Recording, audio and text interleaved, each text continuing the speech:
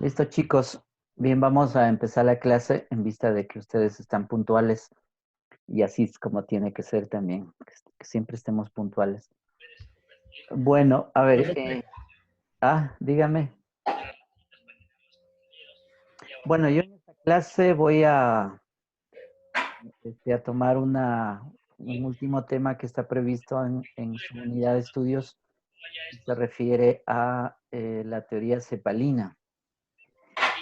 CEPAL significa Comisión Económica para América Latina, esas son las siglas de CEPAL. Y de ahí viene el nombre cepalino.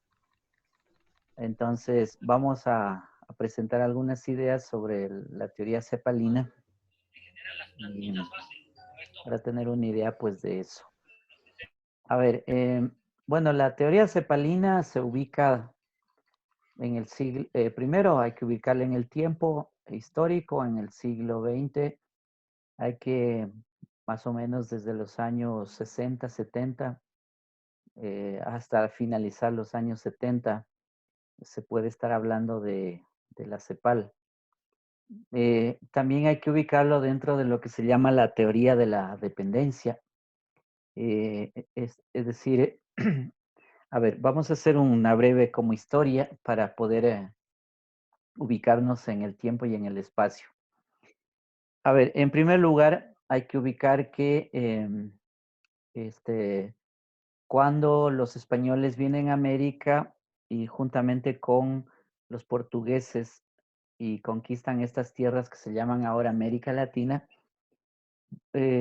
digamos, vienen bajo un concepto, una concepción que se había desarrollado en Europa ya sobre la cuestión de raza inferior superior. Y ahí se desarrolla una teoría que se llama la teoría evolucionista, unilineal incluso se le llama porque, digamos, quiere decir que se desarrolla en una sola línea la historia humana. Entonces, en esa concepción, pues se le llama así. Eso significa de que la historia de los seres humanos, pues se desarrolla en una sola línea histórica. eh, por ejemplo, Morgan, un antropólogo británico, va a ser el que va a detallar eso y va a decir pues que la humanidad pues ha cruzado por una sola línea histórica de desarrollo y él ubica en tres etapas, grandes etapas de desarrollo de la humanidad. Uno que llama la era primitiva, es decir, que es una era muy larga según el autor. Segundo, tenemos una era que llama de la barbarie. Y tercero, pues la era civilizada. Entonces él va a afirmar, pues, y en esa teoría se van a anclar el pensamiento europeo diciendo que este, el ser humano, pues, ha desarrollado en una sola línea histórica y por lo tanto todos los pueblos del mundo, pues, tienen que transitar por esa misma línea histórica, dado que Occidente, pues, o sea, cuando digo Occidente me refiero a Europa básicamente, pues ha tenido que cruzar todas esas etapas anteriores hasta llegar a la civilización. Eh, en esa idea, pues van a desarrollar también la idea de progreso, sobre todo a partir del siglo XVI para adelante, que se empieza a desarrollar la idea de progreso, y eso se junta a otro concepto que es el concepto del quantum, es decir, la cantidad. Y bueno, y la sociedad se va a mover pues incluso en un enfoque también mecanicista de ver el mundo. Es decir, y comparaban que el mundo es como una máquina y por eso es que se le llama a esa interpretación pues de la historia humana mecanicista.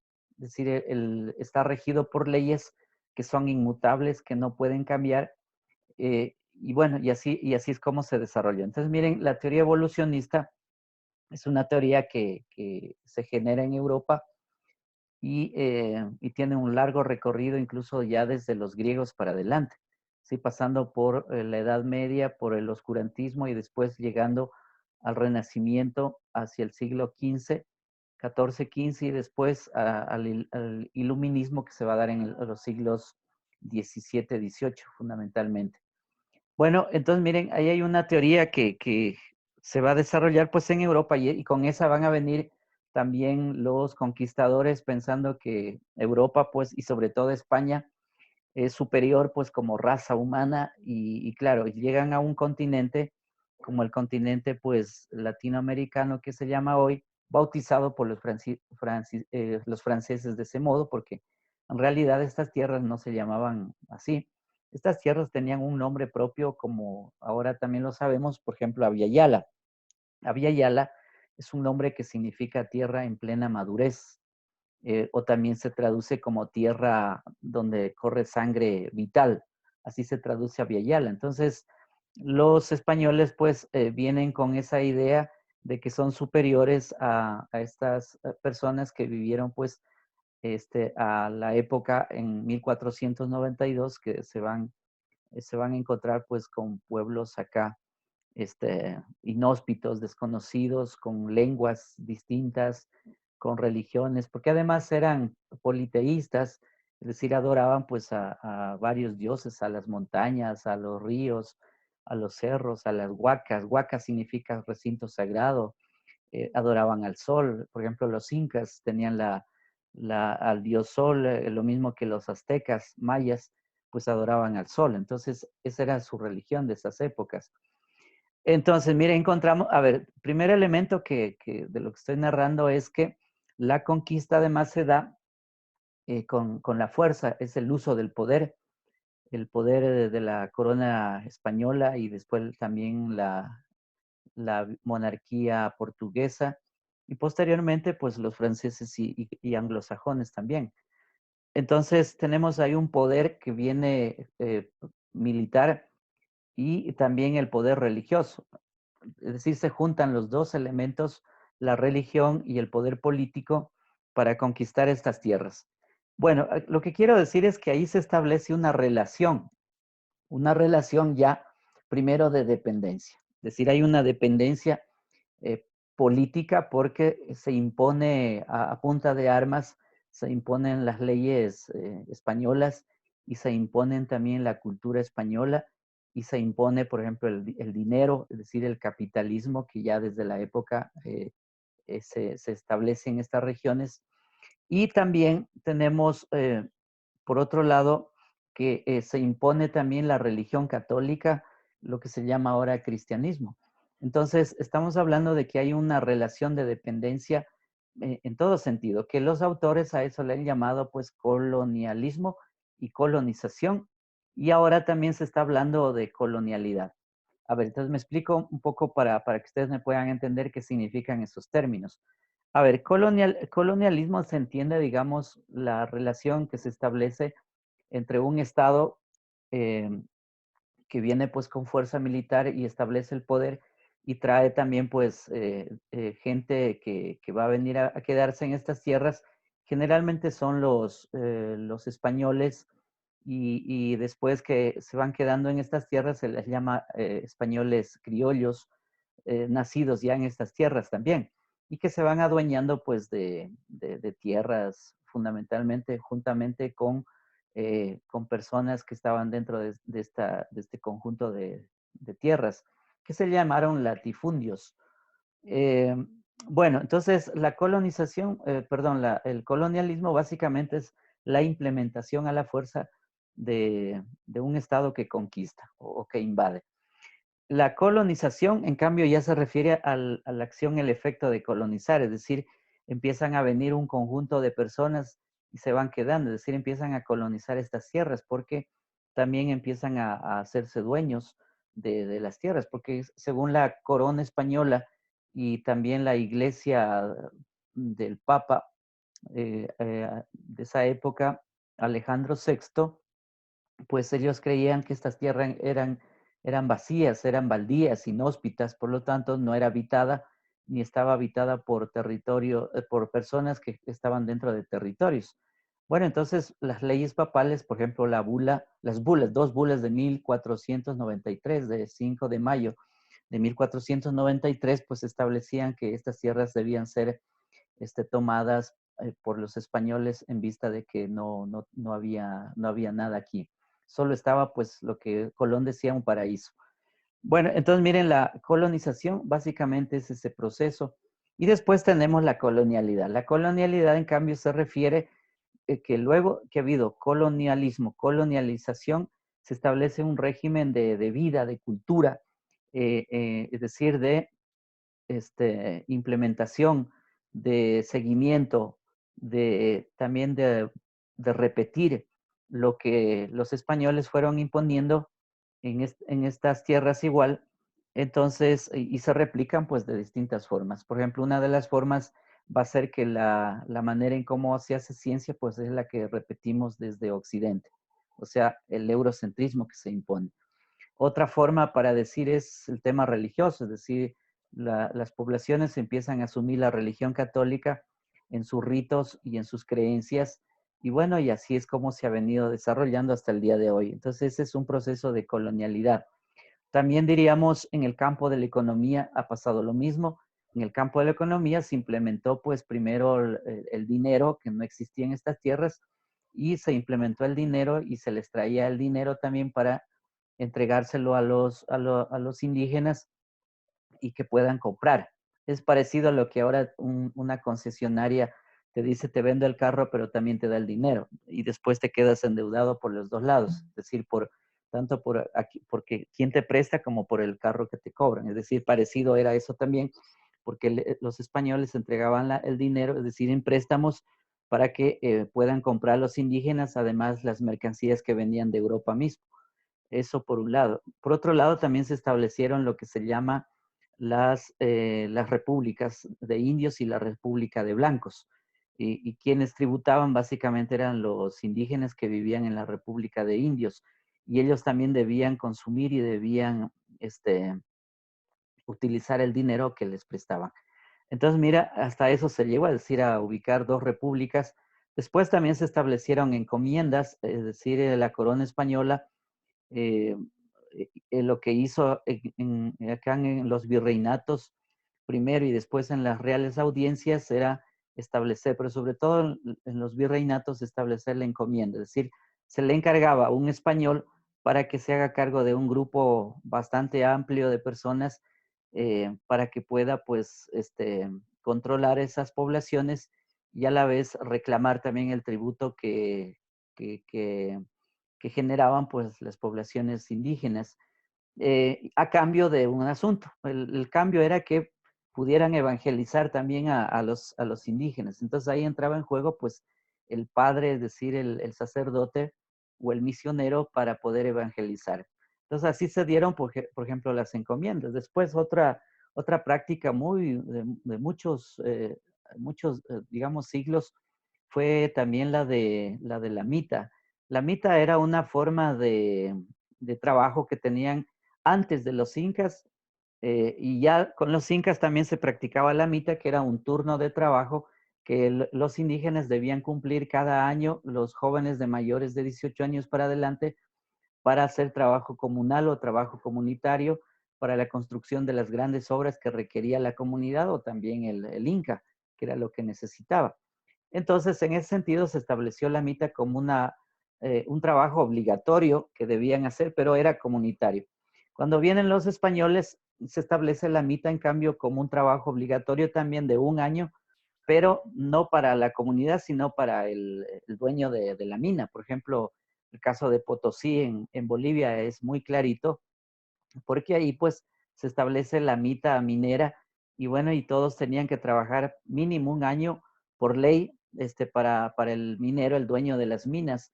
Y esas minas, pues después, digamos, el producto de la mina iba hasta Lima, de Lima lo llevaban hasta lo que es ahora Panamá, de ahí pasaba a Cuba, a La Habana, Cuba, que es ahora, y de ahí se iba directamente ya pues los cargueros, es decir, con todas las mercancías en oro y plata, pues iban a parar al puerto de Cádiz en España. Bueno, entonces miren, ese es el proceso, es decir, la mita que se establece. Después, a ver, estamos hablando ya del siglo XIX, pasemos, me salto un poco. Siglo XIX tenemos en cambio ya los minifundios. Los minifundios van a ser, es decir, gente indígena que va a trabajar para el hacendado o para el latifundista dentro grandes territorios. Por ejemplo, les puedo citar un ejemplo, qué sé yo, la provincia que hoy es Bolívar. Toda esa provincia pertenecía a la curia. Y dentro de esa curia, pues también habían otros hacendados, además de la misma iglesia que era ya hacendada. Y en esos territorios, por ejemplo, habitaban gente y tributaban pues para la iglesia lo que eran los diezmos y primicias. Y para el hacendado, pues tenían que trabajar dentro de las haciendas. El hacendado lo que hacía era entregarles un pedacito de tierra para que puedan vivir ahí y a la vez, pues era como la deuda externa de ahora. Es decir, les entregaba la tierra, les entregaba algo de dinero también, pues, o sea, les prestaba más bien, no les que les entregaba ni les regalaba, sino les prestaba un poco de dinero y el campesino, el indígena, pues tenía que seguir trabajando toda la vida dentro de la hacienda y así morían. A eso se le llamó entonces proceso de minifundio. Y eso estamos hablando, miren, ya incluso del siglo XX. En el Ecuador, por ejemplo, vamos a encontrar que hasta los años 50 del siglo XX, años 60, todavía existían minifundios. Pero luego, bueno, con la reforma agraria del 63, eso se terminó, se abolió más bien, porque también ahí hubo un gobierno militar digamos, abolieron eso. Bueno, entonces, mire, ¿qué quería decir con esto? Es decir, si me alargo un poco es porque lo que quiero hacer entender es decir, un proceso de, eh, de dependencia, en primer lugar, de formas de esclavitud, yo diría más bien de servidumbre y esclavitud que existieron en los siglos anteriores eh, en forma muy directa dentro de las haciendas o de los terratenientes. Y el Estado pues cumple una función fundamental de establecer las normas y leyes y garantizar, digamos, ese tipo de explotación. Bueno, entonces esto también hay que entender que de ahí venimos nosotros, es decir, lo que hoy entendemos como Estado ecuatoriano o como Estados latinoamericanos, pues tienen que ver con ese largo proceso histórico de dependencia. Entonces ahí se establece, a ver, entonces en este tramo que yo estoy acá contando desde la época de conquista hasta el día de hoy, es decir, se pueden identificar tres modelos de desarrollo económico, como son en el primero, pues va a ser agrominero, básicamente. El segundo que vamos a tener es entre los años 40 a los años 70, que es el que vamos a topar ahora, es el de la industrialización, es decir, ahí hubo un periodo entonces por lo menos hablemos unos 30 años, de querer implementar un proceso de industrialización sustituyendo importaciones. Y un tercero que tenemos que viene desde los años 80 y es en el que estamos ahorita, es el modelo que se llama de especialización productiva o producción especializada, que tiene que ver básicamente con materias primas o también algunos autores como Estela Svampa le llama a ver, el consenso de las commodities, así le llama ella, para referirse a que hay un cúmulo de materias primas que son extraídas de la naturaleza, como el petróleo, las minas, o también lo otro que se da es la producción agrícola en forma intensa, es decir, eso se llama agricultura intensiva de producción, pero para el mercado internacional. Entonces, quienes ponen los precios son las empresas transnacionales o los estados también que están vinculadas a las empresas, básicamente de los estados poderosos del mundo. Entonces, ellos ponen los precios y entonces lo que hace pues en este modelo es exportación de materias primas semi elaboradas a veces también. Por ejemplo, el cacao, uno podría decir, se vende el cacao semi elaborado, bueno, y va a parar en Suiza o en otros países y de ahí lo tenemos que comprar. Ese modelo se llama entonces de especialización productiva. O también, a ver, hay un autor ecuatoriano que desarrolló un libro hace años, bueno, ya en 1995, escribió, me refiero a Alberto Acosta, y él habla de la reprimarización de la economía. Entonces, miren, es decir, tenemos tres modelos y en el que estamos en este momento, pues se llama así. De acuerdo a Jaime Osorio, él es un cientista social mexicano, pues ha desarrollado estas ideas. Entonces, a ver, para ir un poco como puliendo esta cosa que estoy diciendo, Diríamos que hay una teoría que se va a crear en el siglo XX, sobre todo desde los años 40 del siglo XX, la teoría de la dependencia. La teoría de la dependencia es pues un modelo de, de análisis como también de explicación de la realidad de que los países latinoamericanos pues nos hemos desarrollado dentro de una dependencia económica y no solo económica, sino también social y académica, es decir, los sistemas escolares están regidos bajo ese criterio. Y en el campo de la economía, básicamente tiene que ver con la, a ver, primero los intercambios desiguales.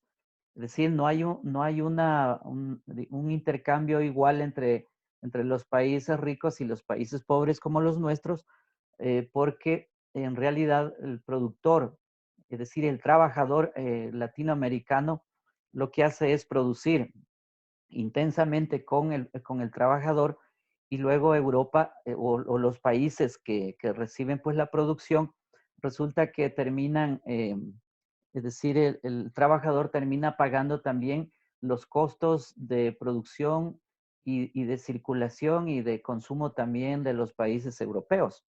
¿Sí? Entonces, a eso se le llama intercambio desigual. Otro elemento también del intercambio desigual tiene que ver con la explotación y la superexplotación del trabajador.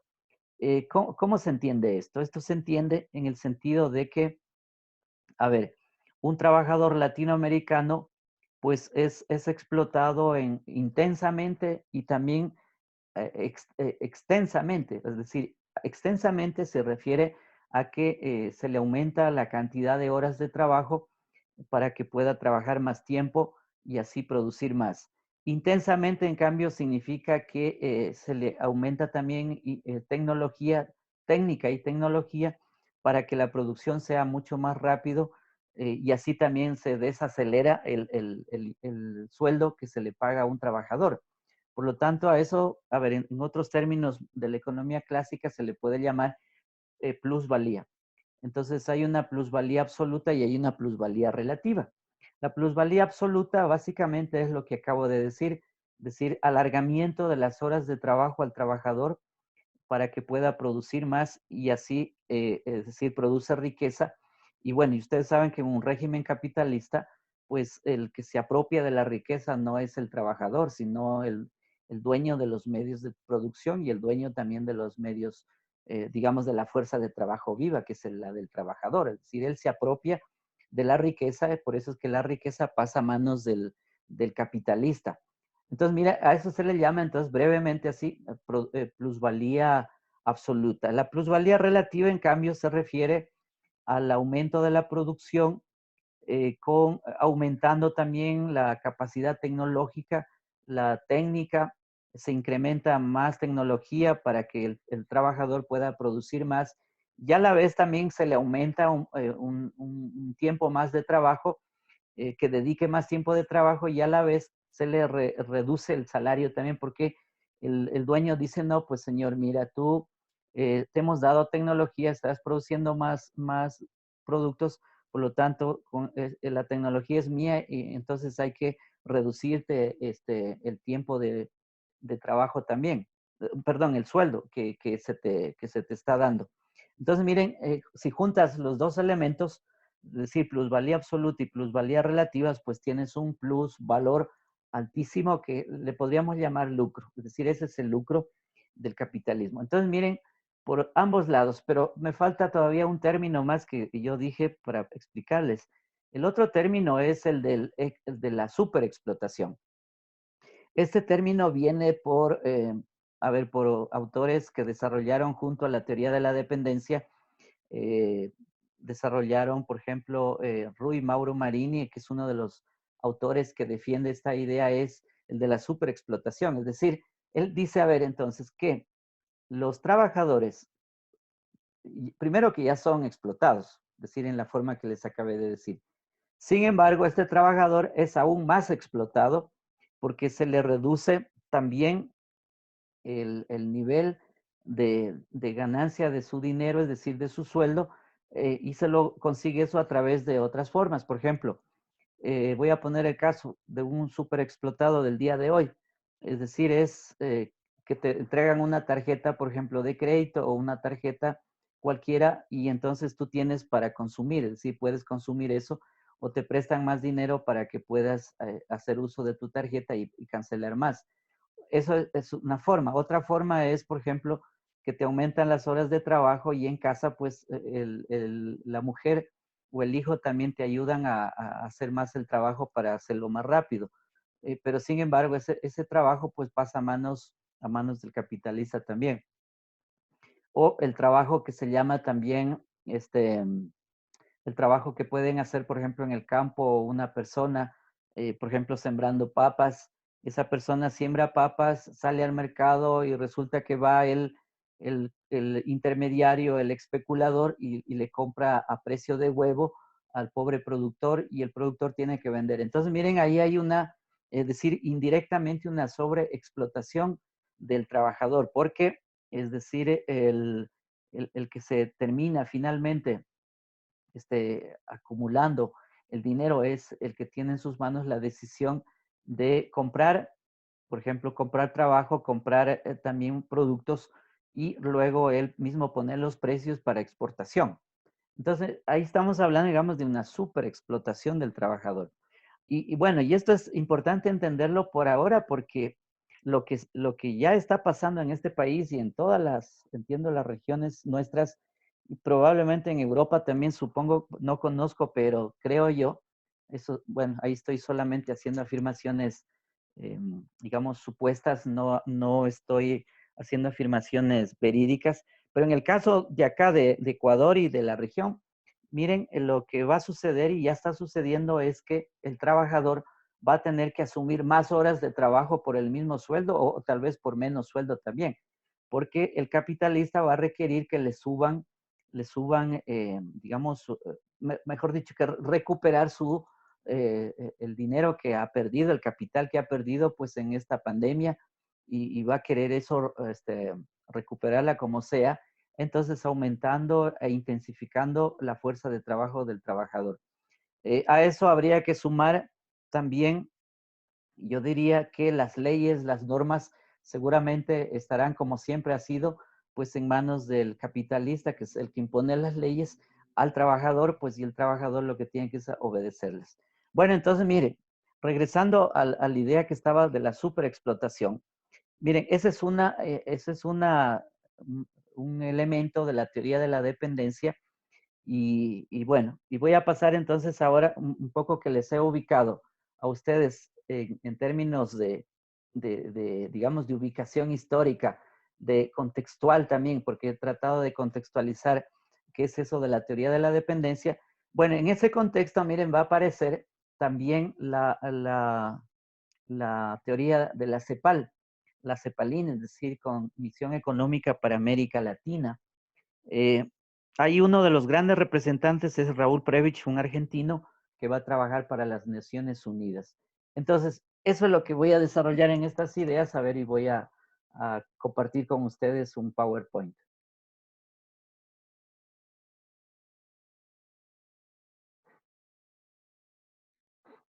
Miren, ahí tienen, bueno, este PowerPoint se llama Teoría del Desarrollo.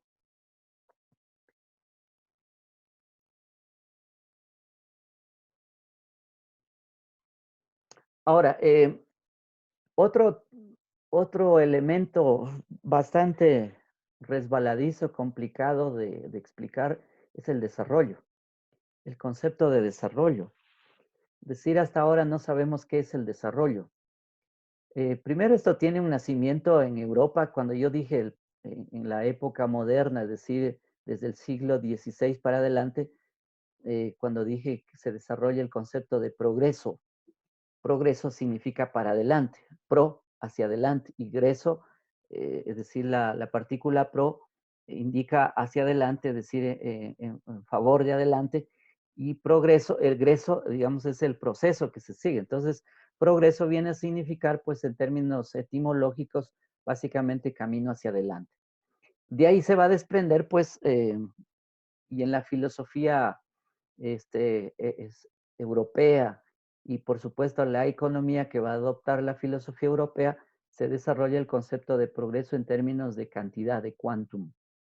Bien, luego se pasa a América del Norte, ese concepto también que en los años 60, la teoría, por ejemplo, de la modernización va a enfatizar, dice que los pueblos del tercer mundo, los países del tercer mundo, pues tienen que desarrollarse con transferencia de tecnología, es decir, los países que producen tecnología tienen que pasarla a los países pobres para que, es decir, asuman la tecnología y, bueno, y así puedan desarrollarse.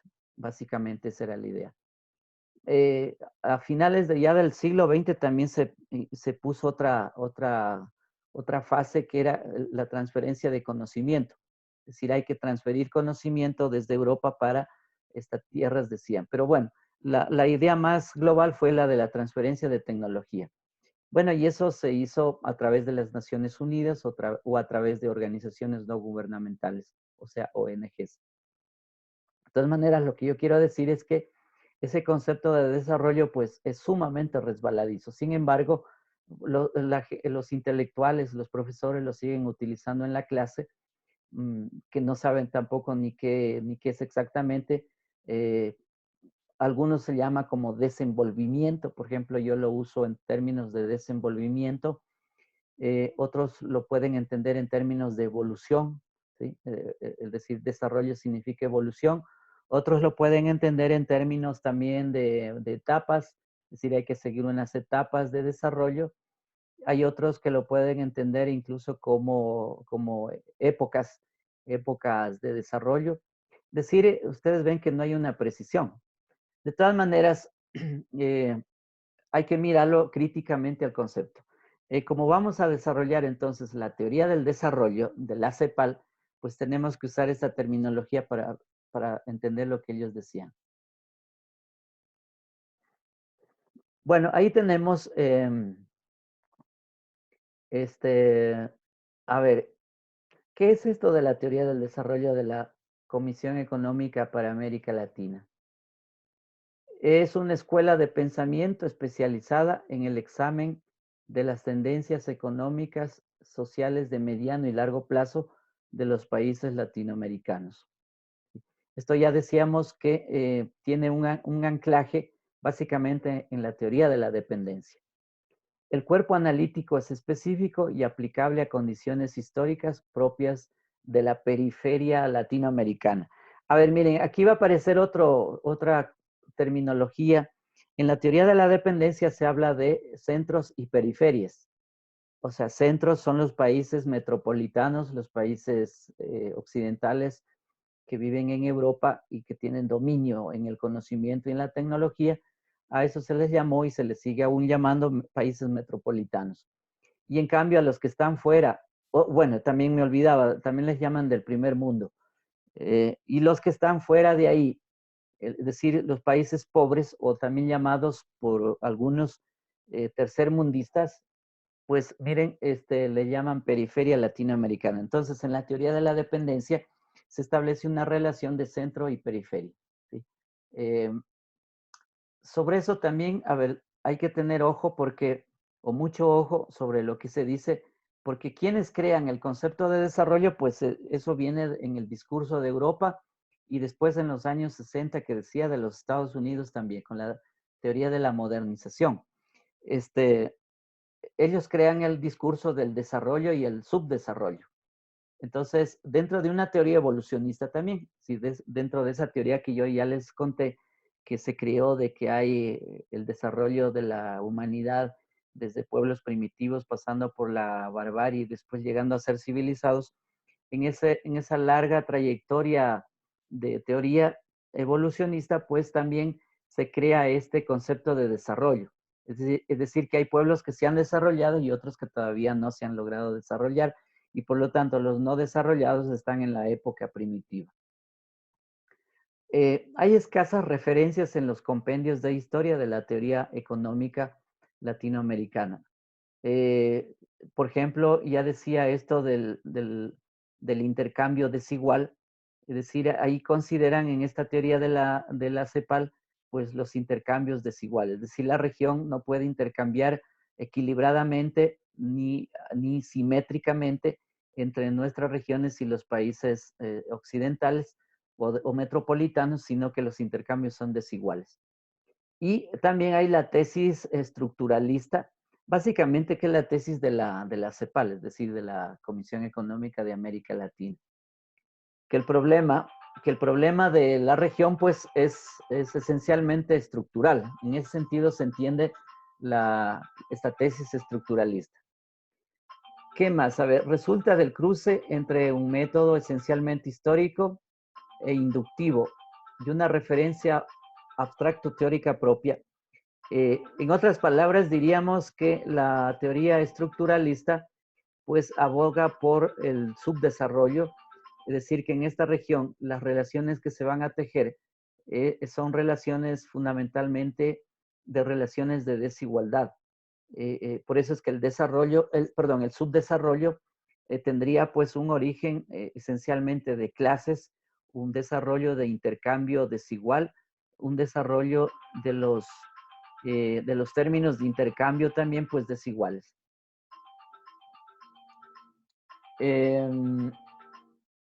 También otro elemento que hay que considerar es que el Estado entra en función, cumple un rol muy importante. El Estado, discúlpenme, el Estado cumple una función muy importante este, dentro de la teoría del desarrollo que la CEPAL pues va a implementar. Ahora, eso hay que conectarlo también con el keynesianismo que se estaba desarrollando ya en Europa. Ustedes recuerden que ya presentamos esta figura de John Maynard Keynes y el keynesianismo también. Entonces hay que conectar que el rol del Estado se vuelve importante en vista de que es el que tiene que generar el desarrollo y también tiene que poner las normas y las leyes para que pueda funcionar correctamente el sistema. Entonces, miren, aquí hay que recurrir también a Maynard Keynes, que es, si ustedes todavía no han revisado, pues al autor, y este es objeto también de examen, entonces tendrán que revisar al autor que ya habíamos presentado cuando dijimos el keynesianismo. Entonces, la función, el rol del Estado, pues es de interventor y de regulador, pues de las condiciones de la sociedad. Eh,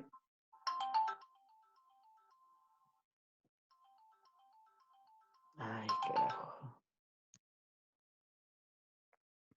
Eh, Dos características, a ver, centrales del pensamiento de la CEPAL en los años 50. A ver, entonces miren, vamos a ubicar entonces en el contexto histórico cuándo se da la CEPAL y su teoría, sobre todo Raúl Prebisch, que va a ser el importante aquí.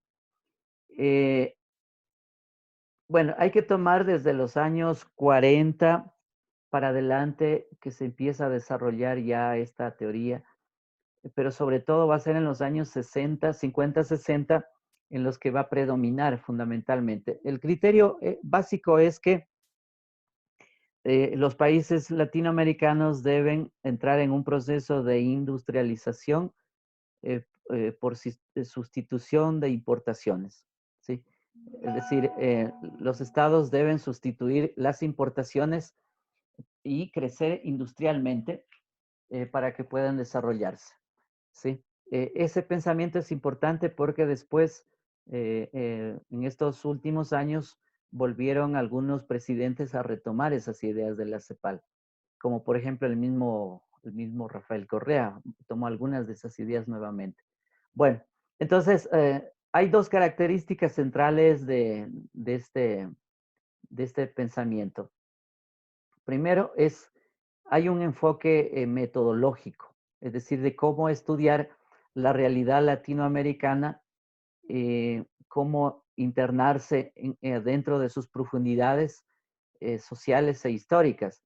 Y la otra idea es que también eh, eh, los autores y los que estaban en torno a la teoría de la CEPAL, pues tenían que transformar la realidad.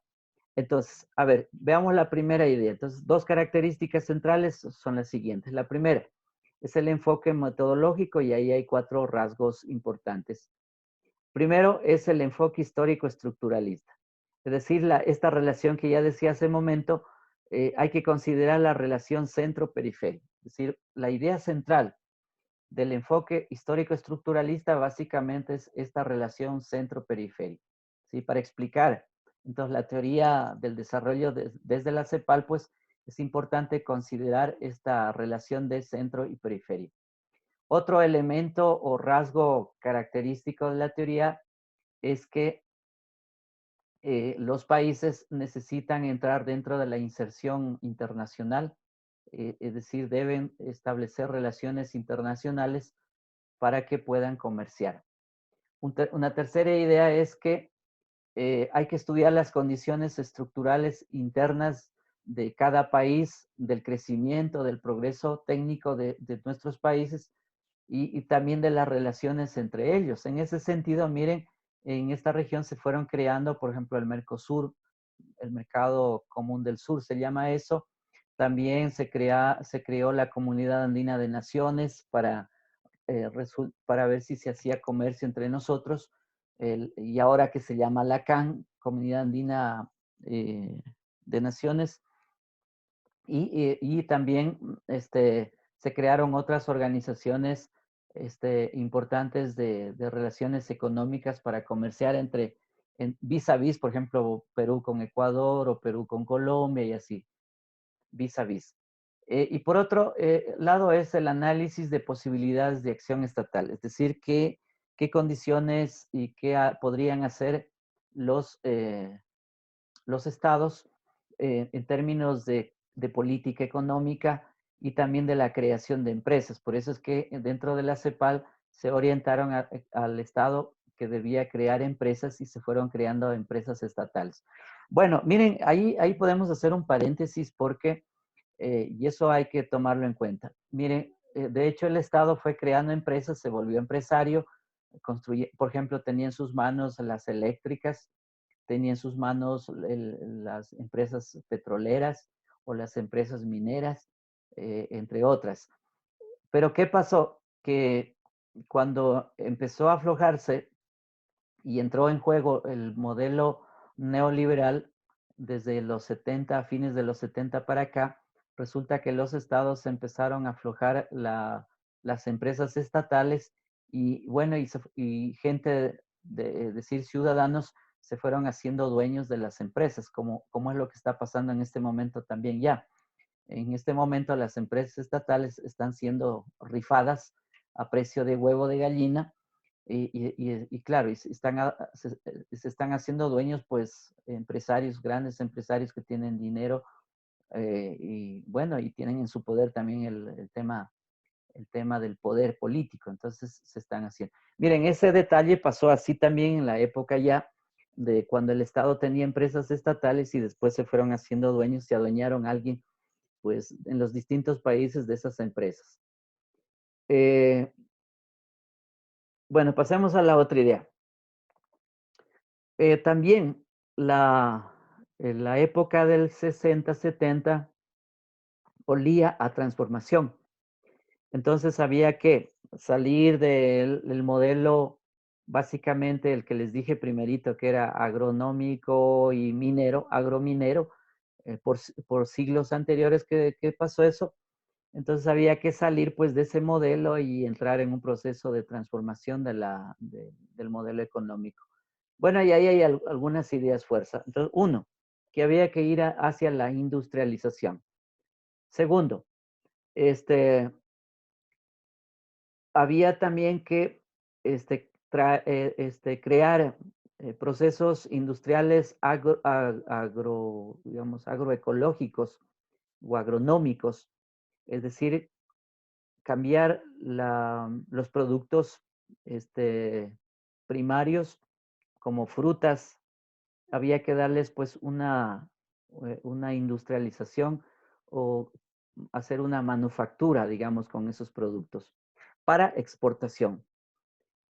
También había que diversificar la exportación hacia afuera. Había que ajustar también el problema del crecimiento en cuanto que también había que superar la deuda externa. La deuda externa, pues, ha sido eh, un hecho que nos ha azotado, pues miren, ya desde que se forman las repúblicas en el siglo XIX. Es decir, cuando se forman las repúblicas, resulta que los países empiezan a endeudarse. Por ejemplo, vamos a poner el caso del mismo Simón Bolívar, que para liberarse de España tenía que comprar armas y quienes le vendieron las armas fueron los británicos, es decir, o los franceses también. Entonces, quienes apoyaron finalmente a Simón Bolívar para las guerras de liberación que se padecían en estas zonas, pues fueron básicamente los británicos y los franceses quienes les prestaron la plata para que compraran las armas. Bueno, y así sucedió. Finalmente con eso se liberaron pues de España, porque España pues les tenía atados también con las leyes y con las normas que establecía la corona española.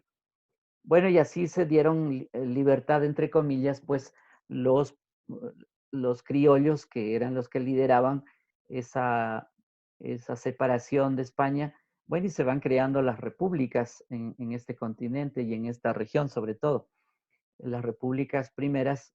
Básicamente se va a dar eso entre los primeros 30 años del siglo XIX, es decir, al finalizar el siglo XVIII y el inicio del siglo XIX, se generan una serie de ideas de emancipación. Por ejemplo, si tenemos el caso ecuatoriano, tenemos ahí Eugenio Espejo, por decir. Eugenio Espejo, pues, es uno de los grandes artífices de la separación de España y que se funde acá una nueva república, por decir. Entonces, son los primeros 30 años en que se establece pues ahí una relación de liberación, entre comillas, pues de España, de la hegemonía española, pero con préstamos esencialmente británicos. ¿A cambio de qué? A cambio por ejemplo, de oro o de plata también. A eso también habría que sumar, miren, y es bueno saberlo, es que las riquezas que fueron de acá, de América, que salían en minas, sobre todo en oro plata, fueron a parar ni siquiera en España, porque España tenía una gran deuda con Francia y también después con Inglaterra. O sea, un poco, estoy antes de la formación de las repúblicas. Y entonces el oro y la plata fueron a financiar en realidad la riqueza del norte de Europa. Ahí ya fue a parar la plata. Por eso es que España no se va a desarrollar. Ese es un elemento que hay que entender. El otro elemento de por qué España no se desarrolla es porque estaban atados a la religión católica, es decir, a la religión que venía de Roma a través del papado. Y eso era fue un periodo de la historia de la humanidad muy fuerte, de siglos, que se le llamó el oscurantismo, ¿sí? El oscurantismo que venía por el papado. Y eso pues tenía que ver con la religión católica, básicamente. Entonces, eso es otro motivo por el cual España no logró desarrollarse. En cambio, los del norte sí lograron desarrollarse después de que Martín Lutero pues logra separarse de la Iglesia Católica y bueno, y renueva la religión católica o la religión evangélica. Entonces, entran dentro de lo que se llama el espíritu evangélico o del puritanismo también. Entonces, eso es importante entender también es decir, por qué los del norte de Europa sí se desarrollan dentro del mundo del capitalismo más absolutamente y por qué los del sur, que son más católicos, es decir, Italia, Portugal, España, todos esos países, Rumanía mismo, no logran desarrollarse, porque hay, digamos, un pensamiento básicamente que viene desde Roma, ¿sí? La iglesia romana. Bueno, era un poco para que ustedes también entiendan eso. Bueno, estaba hablando entonces del problema del endeudamiento. O sea, el endeudamiento pues no es un tema reciente, es un tema que viene ya digamos, estoy hablando desde el siglo XIX, sobre todo, a ver, cuando Simón Bolívar, Sucre, pues son los libertadores de estas tierras de la corona española, pues se van a endeudar para liberarse de España. Bueno, y eso ha tenido fatales consecuencias para nosotros.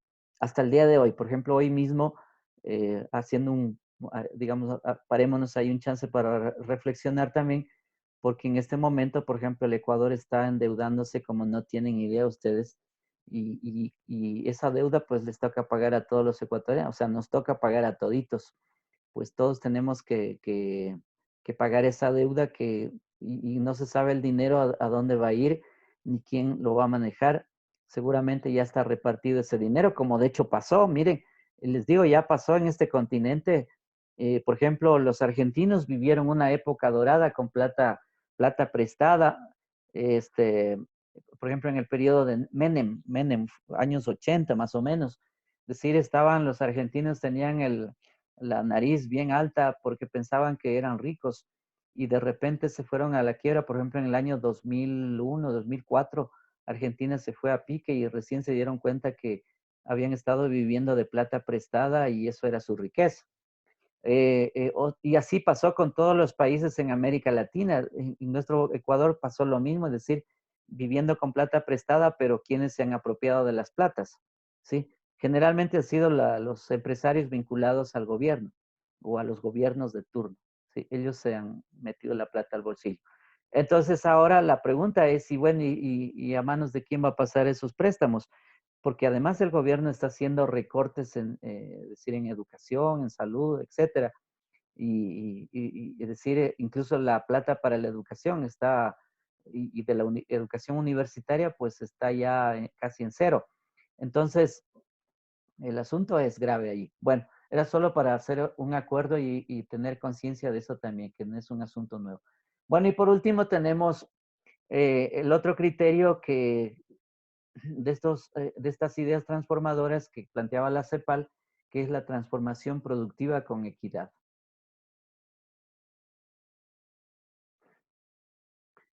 Eh, a ver, veamos aquí también el método histórico estructuralista. Cuando decimos método histórico estructuralista, a ver, lo que quiero que quede claro es que es un método de estudio, porque en la ciencia no se puede estudiar la realidad sin un método. Entonces, todo proceso de estudio, de investigación, pues requiere siempre hacerlo con método. Y en este caso, pues el método se llama histórico estructuralista. Los fundamentos esenciales para la construcción teórica implican que las estructuras subdesarrolladas de la periferia latinoamericana condicionan comportamientos específicos. A ver, esto significa de que para poder explicar la realidad, es decir, hay que tener en cuenta que hay unas estructuras de la sociedad que son subdesarrolladas, es decir, que están por abajo del subdesarrollo. Por eso se llama la periferia. Tampoco la teoría se pregunta el por qué, solo se pregunta el cómo están estas estructuras, pero no se pregunta esencialmente de dónde viene, es decir, esa estructura subdesarrollada. Por eso es que la pregunta ¿por qué? Es fundamental, porque cuando uno quiere entender en la base, en la esencia mismo de las cosas, tiene que hacerse la pregunta del por qué, dónde se origina algo. En el caso, pues, del método histórico estructuralista, pues no se pregunta esencialmente por la base, sino más bien se pregunta por el cómo. Implica un método de producción de conocimiento atento al comportamiento de los agentes sociales y de la trayectoria de las instituciones. Básicamente, este método lo que quiere es también producir conocimiento a partir de las estructuras que se generan en la sociedad y fundamentalmente desde la perspectiva económica. Es decir, cómo explicar entonces la estructura económica de las sociedades latinoamericanas. Bueno, aquí tenemos unos datos. No sé si, a ver, periodos, a ver, tal vez sea importante poner en cuestión histórica, a ver esto. Entonces, mire, 1948-1960. Eh, ¿Qué es lo que se está generando en la región? Bueno, hay un crecimiento, a ver, aquí hay un crecimiento que hay que considerarlo. ¿Qué es importante? Miren, Los países latinoamericanos en este periodo empiezan a crecer, pero ¿por qué? Sencillamente hay que entender que en los países en Europa, como también Estados Unidos, se encontraban en un periodo de guerra fría. Es decir, después de la Segunda Guerra Mundial, 1940, 1945, por ejemplo, Europa quedó devastada, sobre todo Alemania y también Japón, quedaron devastados. Entonces, los Estados Unidos, que eran imperiales o que tenían el poder más poderoso, se concentraron en la reconstrucción de Europa y se concentraron también en aportar al mundo Asia-Pacífico, sobre todo Japón, Corea del Sur, también esos sitios, esos países asiáticos como Singapur, Taiwán, Hong Kong. Tenían que apoyarlos y de hecho implementaron mucho dinero. Entonces se descuidaron. Es decir, Estados Unidos, que es un poco para el caso nuestro, el guardián, digamos, de los latinoamericanos, como ellos dicen, porque nosotros somos el patio trasero. Entonces decían que, bueno, hay que apoyar a esos países para que se levanten. Y de hecho implementaron mucho dinero, pusieron mucha plata. Por ejemplo, en la reconstrucción de Europa pusieron 15.000 millones de dólares con el plan Marshall. Imagínense, eso significa mucha plata. Entonces se descuidaron de esta región. Claro, en el momento en que se descuidaron, los países nuestros empezaron a surgir, empezaron como a florecer. Es por ese descuido. Porque los Estados Unidos saben que, y no solo Estados Unidos, sino los países metropolitanos, saben que nosotros somos una región que alimenta al planeta porque tiene materia prima, sabe que tenemos grandes recursos, entonces tienen que mantenernos en esa situación, es decir, como países exportadores de materias primas, básicamente.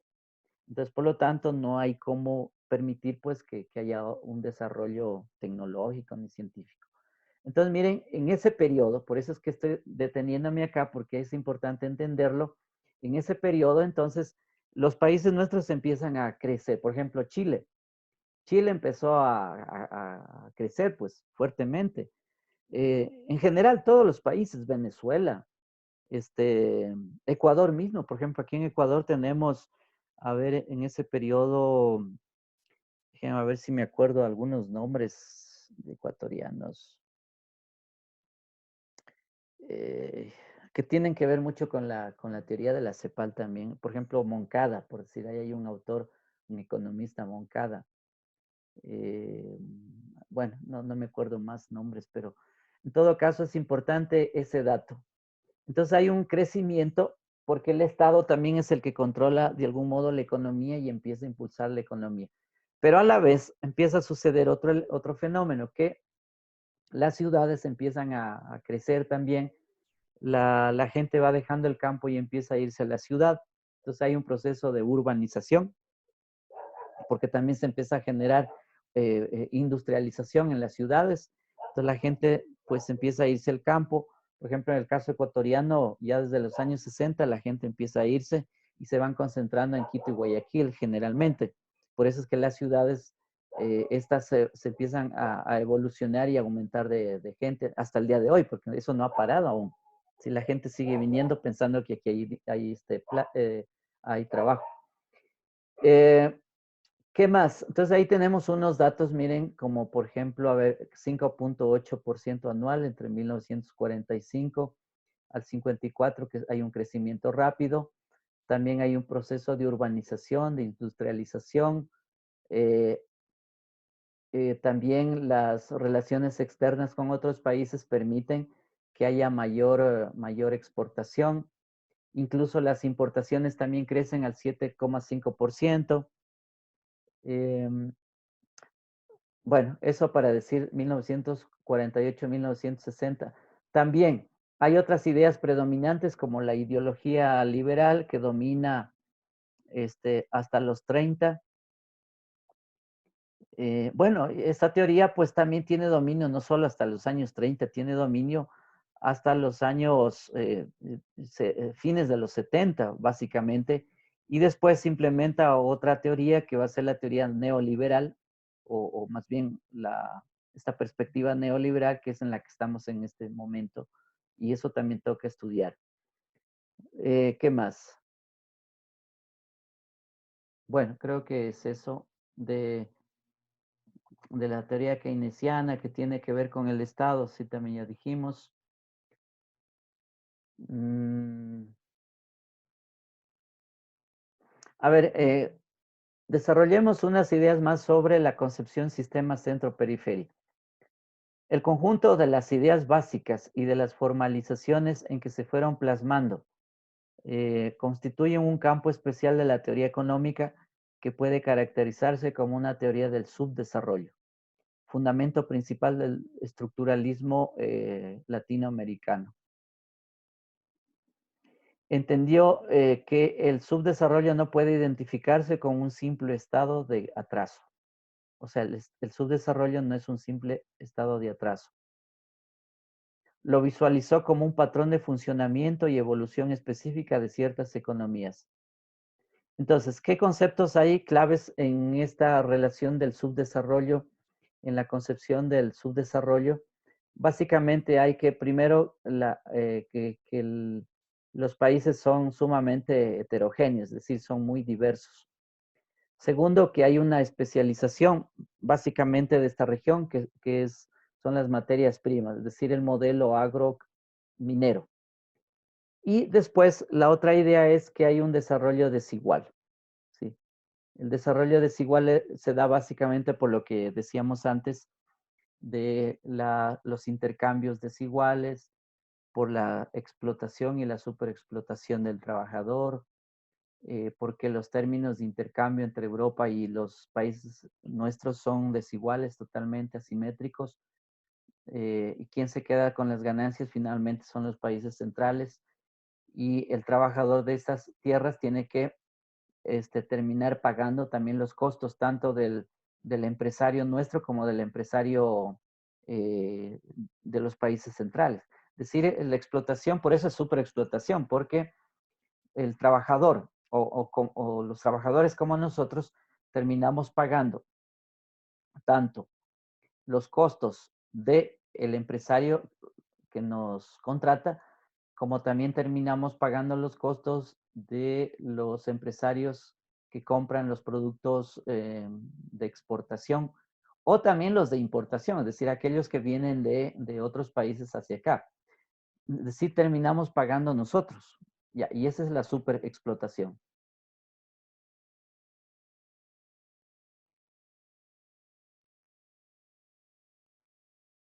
Bueno, aquí, ¿qué más tenemos?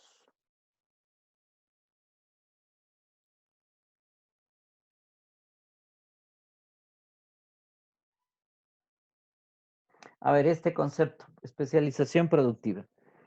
Creo que este es importante porque este es parte eh, de las relaciones económicas nuestras, de las relaciones de producción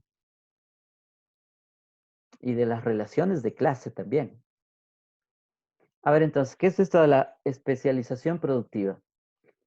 La especialización de la estructura productiva de la periferia se liga al largo periodo en que su crecimiento dependió de la exportación de alimentos y materias primas. Ya. Lo que ya decía hace momento es que el modelo nuestro, desde periodos de la colonia para acá, es decir, de conquista, fundamentalmente fue agrominero. Es decir, las tierras, los terratenientes o las haciendas producían alimentos y algunos de ellos, sobre todo ya en el siglo XIX y siglo XX, pues se dedicaron a la exportación de alimentos, sí, pocos alimentos. Eh, por ejemplo, lana, por decir, o en el caso, digamos, de productos de ganadería. Eh, la caña de azúcar, por ejemplo, en el caso de alimentos, o el azúcar. ¿Qué más? A ver, se produjo en términos de alimentos. Bueno, por ejemplo, el banano, por decir, en el siglo XX, ¿sí? O el cacao, también siglo XIX, siglo XX, que fueron, por ejemplo, los alimentos o las, estas materias primas, pues, que se exportaba, o el café también. Y materias primas que son ahora, pues, también el petróleo, las minas, la minería. Cuando la industria pasa a ser espontáneamente la fuente principal de dinamismo, la especialización primaria exportadora inicial condiciona el nuevo patrón de desarrollo. Hoy estamos también en un nuevo patrón de desarrollo, que es el mismo que estamos diciendo aquí, el de especialización productiva. Esto conduce a que la industrialización proceda de lo simple a lo más complejo. El patrón de desarrollo industrial propio de la periferia implica que el carácter especializado de su estructura productiva se mantiene. Los grados de complementariedad entre los sectores y de integración vertical de la producción que ha alcanzado la periferia resultan exiguos e incipientes. Incipientes es decir, muy básicos. La industrialización de la periferia ha de proceder reiteradamente de lo simple a lo complejo, dado que se ve obligada a emprender actividades en ramas donde el progreso técnico resulta más reducido. A su vez, esto significa que la especialización periférica perdura, en tanto las posibilidades de lograr una mayor complementariedad intersectorial e integración vertical de la producción se ven reiteradamente limitadas. En realidad, lo que estamos hablando aquí es de que la especialización de la economía latinoamericana, que es periférica, pues no ha logrado avanzar. Se mantiene incluso peor, yo diría, en este momento. Es decir, estamos bajo las condiciones de los precios internacionales. Es decir, quienes ponen los precios son los países que compran, fundamentalmente. Y cuando decimos los países que compran son las grandes empresas eh, que cada país tiene en esos países poderosos como España, Francia, Alemania, Inglaterra, Estados Unidos. Ahora se junta pues China también. Es decir, esto de la especialización productiva en realidad es un tema, como ustedes ven, ya desde épocas de los 50 y que no hemos logrado cambiar para nada esta relación.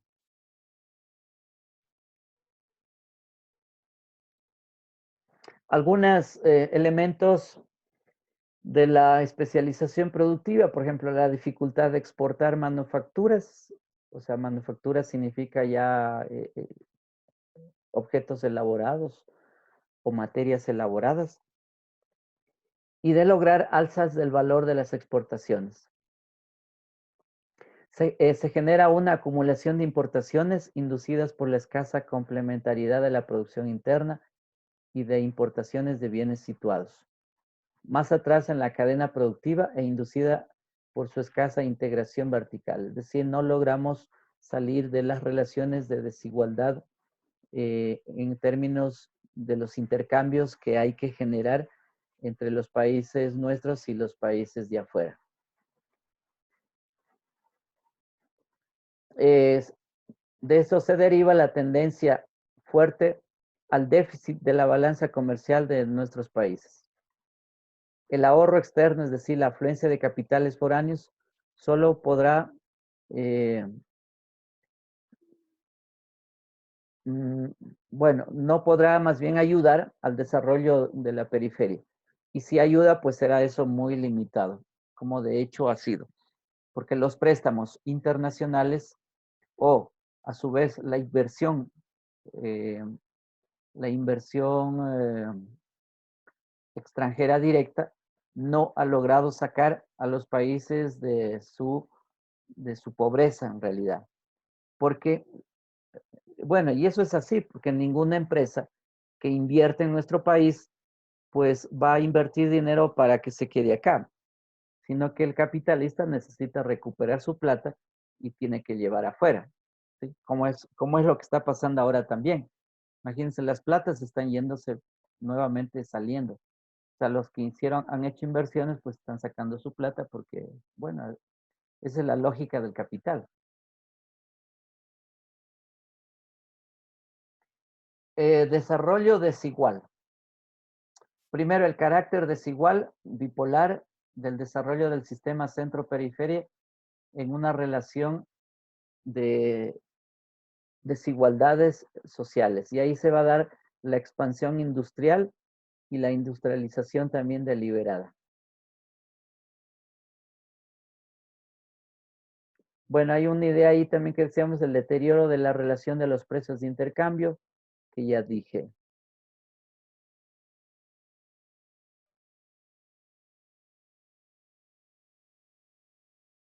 A ver, aquí habría como una manera de síntesis, a ver, de todo lo que he venido un poco diciendo.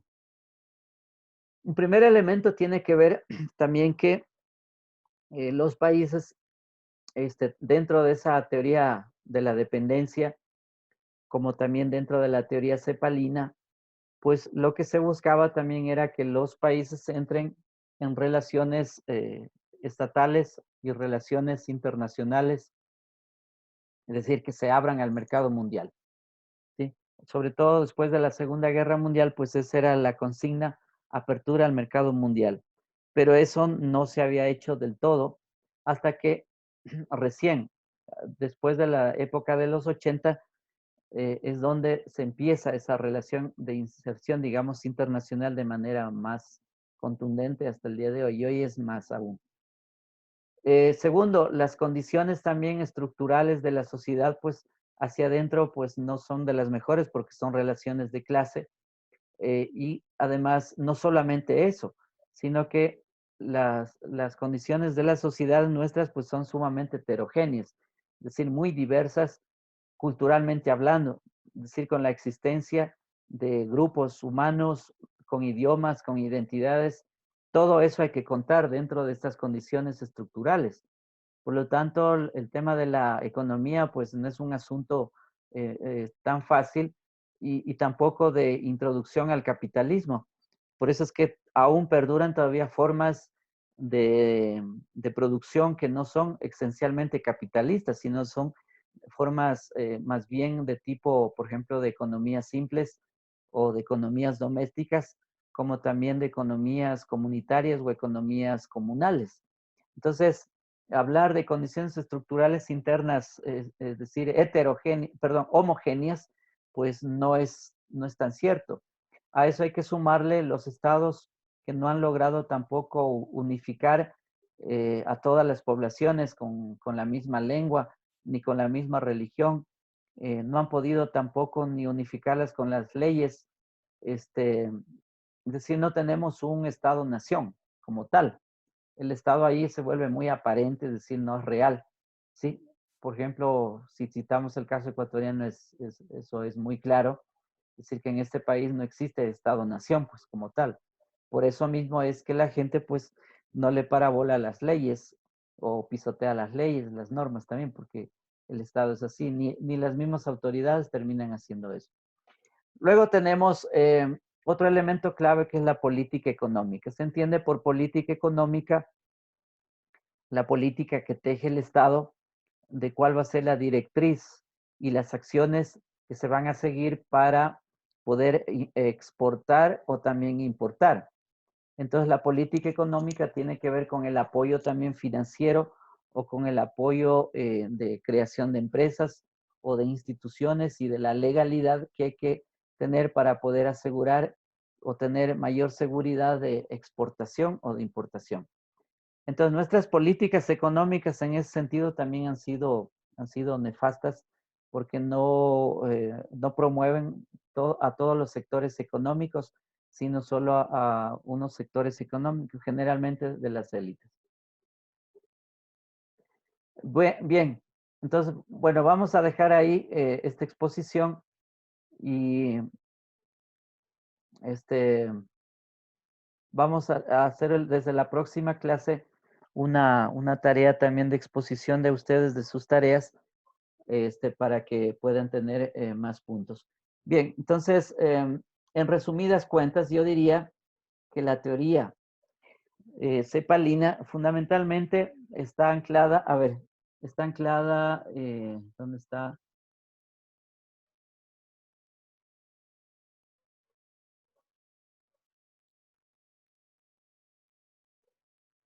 Raúl Previch.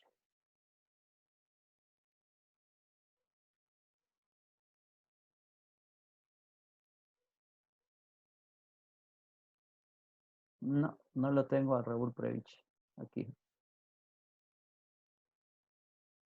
Que es uno de los grandes, digamos, pensadores de esta teoría. Porque bueno, las Naciones Unidas a través de eh,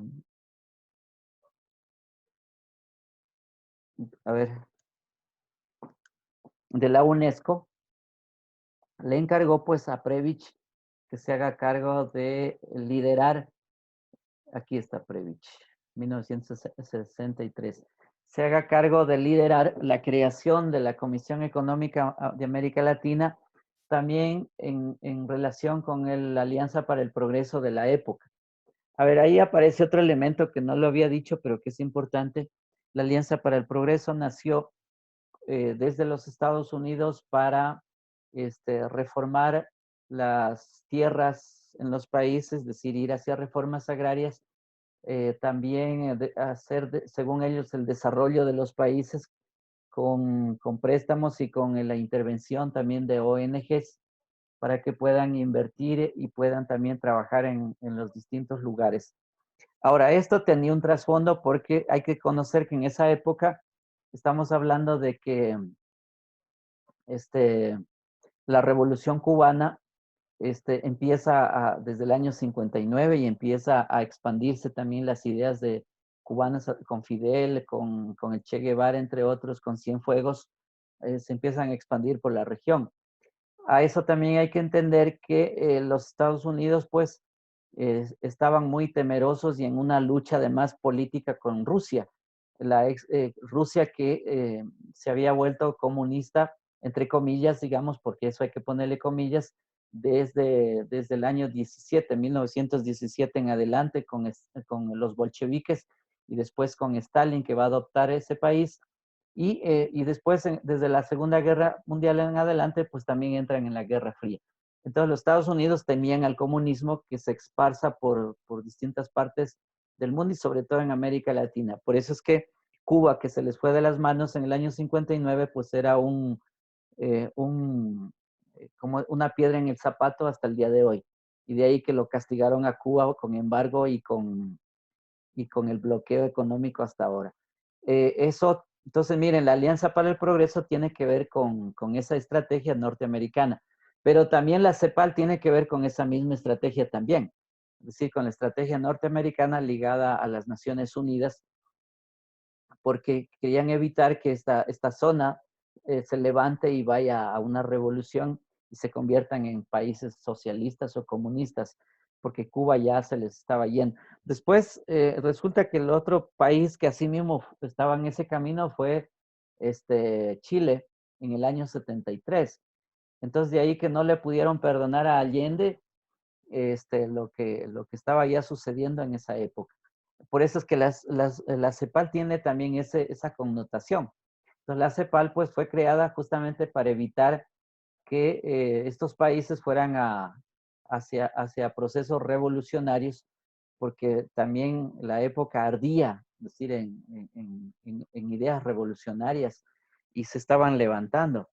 Entonces, bueno, con la Alianza para el Progreso, más la CEPAL, más el militarismo y más los grupos religiosos que trajeron los Estados Unidos, pues tenían la ecuación perfecta para evitar la revolución.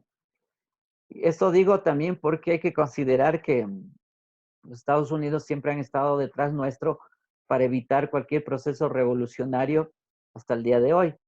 De eso, a ver, yo lo podría destacar el aspecto religioso. El aspecto religioso tuvo mucho que ver porque empezaron a traer también grupos religiosos o lo que se llaman sectas religiosas, que algunos autores le llaman así, con procesos, digamos, de evangelización o procesos de adoctrinamiento Por ejemplo, ahí de esos grupos que están todavía son los, por ejemplo, testigos de Jehová o los mormones, por poner ahí unos nombres que han cumplido y siguen cumpliendo esa función, es decir, de adoctrinamiento a las poblaciones, de pacificación a las poblaciones. Entonces, miren, a ver, para que entendamos bien el cuadro. Entonces, miren, tenemos, para evitar que este lado, es decir, esta región vaya a procesos revolucionarios, básicamente ha sido, a ver, ponerles los militares, años 60, 70, ¿sí? Todo el cono sur estuvo lleno de militares, las dictaduras militares. El otro elemento, Alianza para el Progreso, que era modernización de la tierra a través de reformas agrarias, modernización también de, digamos, del campo, pero en beneficio básicamente de los dueños de las tierras, no tanto de los campesinos. Por eso es que a los campesinos, ¿qué les dieron? Si uno revisa la reforma agraria, por ejemplo, ecuatoriana, del año 63 y del año 72, va a encontrar que les entregaron las tierras, pero no les dieron ni educación, ni dinero, financiamiento, ni capacitación, ni educación, ni nada. Ya les entregaron las tierras y se acabó. Ese pobre campesino, y además las peores tierras, el pobre campesino finalmente tuvo que salir a la ciudad. Y nosotros somos hijos de esos papás o abuelos también que vinieron del campo a la ciudad. Entonces ahí tienes un segundo elemento. Un tercer elemento, a ver, haciendo síntesis, es el tema de, a ver, el tema religioso, ¿sí? El tema religioso que ya dije para evitar el comunismo, entonces había que implementar eh, em, adoctrinamientos, pues con esos grupos humanos para que vayan por las poblaciones y convirtiéndoles a alguna de las religiones. Además de que causan división, porque el tema es que causan división y así, digamos, la población se mantiene desunida, pues, y cuando no hay unidad, pues, de la gente, ustedes saben perfectamente que la gente no puede decir nada como ahora mismo. Ahora, por ejemplo, estamos sumamente divididos entre los ecuatorianos y no tenemos fuerza, ¿sí? O en el caso de los indígenas han hecho lo mismo y vinieron haciendo lo mismo. Se dieron cuenta que eran poblaciones organizadas, entonces hubo que meterles ahí el grupos religiosos, hubo que meter plata, por ejemplo, ONGs o partidos políticos, y así sucesivamente para que se dividan. Y los gobiernos han metido las narices ahí. Y por último tendríamos, a ver, me falta uno que estaba diciendo, la Alianza para el Progreso, que creo que ya dije. Entonces, bueno, 4 factores ahí importantes que hay que considerarlos para, digamos, en esta implementación de las estrategias estadounidenses, pues en la región, para evitar que se salga de la situación. Bueno, y así es la cosa. Creo que con eso terminamos a ver esta parte de la clase. Bueno, entonces, a ver, jóvenes, ¿alguna cosa que ustedes quieran comentar, que quieran decir o preguntar también? Yo una pregunta, Inge, pero no es sobre la clase, es Ya, sobre otra cosa. a ver. Nos habían informado que la semana que viene empezamos exámenes, entonces usted nos acaba de decir que la próxima clase vamos a tener exposición y eso quería saber cómo íbamos a hacer, cuándo íbamos a tener el examen y cómo iba a ser la modalidad del examen. Mira, sobre la fecha, hoy día también yo me informé de que los exámenes pasan es decir, no se van a hacer el 11, sino la siguiente semana, el 25 creo que es. O sea, tenemos ahí 2 semanas todavía de clases. Entonces, eso nos da chance para ver si ustedes hacen exposición de la última tarea que tenían prevista. Entonces, eso primera cosa. La segunda cosa es, este, yo les hice un banco de preguntas que ya está en su aula virtual para el examen. Entonces, lo que van a hacer es contestar esas preguntas y es básicamente en torno a todo esto que hemos venido hablando y en eso incluí también este PowerPoint. Así que revisen también las ideas del PowerPoint. Creo que yo, no me acuerdo si ya les puse o no en la aula virtual. De todas maneras, si no está puesto, yo les tengo que poner para que ustedes puedan revisar las ideas que en este momento estoy conversando. y hablando sobre la teoría del desarrollo que viene desde la CEPAL. Entonces, las preguntas que voy a tomar para el examen son las que están ahí en el banco de preguntas, de ahí voy a tomar el examen. Sí, así que entonces estudien esas preguntas y con eso estamos, digamos, al otro lado también ya. ¿Qué más me preguntaste? Y la exposición. A ver, entonces, sobre la exposición, preparen ustedes la última tarea que presentaron para que cada uno vaya exponiendo en la clase y generando un debate, porque lo que queremos es generar debate sobre lo que ustedes han trabajado. Entonces, generen también algunas preguntas para que nos hagamos entre nosotros aquí en el curso. ¿Sí? Lo que les recomiendo es que no lean, porque el problema es casi cuando no se lee, pues no, no se entiende mucho lo que se dice. Entonces, traten de estudiar y explicar más bien en la clase. Bien, eso, básicamente son esas tres cosas. Listo. ¿Qué más? A ver.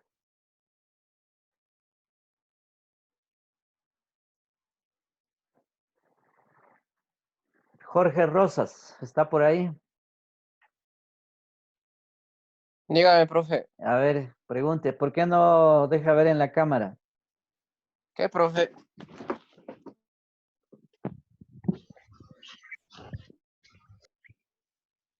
A eso.